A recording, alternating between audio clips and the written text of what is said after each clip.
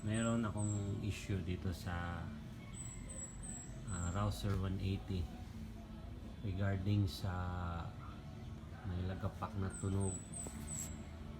Tapos kailang adjust na tayo dito sa ating yan. Medyo ano na nga to, medyo matigas na. Tapos kagabi kita natin na hindi pala dito ang issue. Yan, higpit na yung adjustment natin. Hindi ko na pakita yung pagbaklas kasi nga gabi na. Pero ito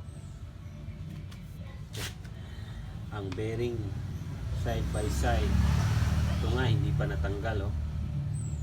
Bearing side by side, itong sa kabila, ito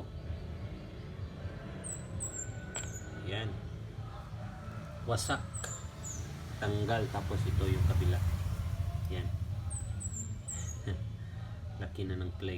So, di ko na notice na dito pala yung issue. Yung magkabila ang bearing wasak na pala. Ayan na.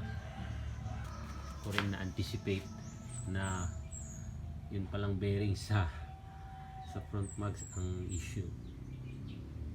Okay. Yan guys, papalitan natin ng bearing. 6202.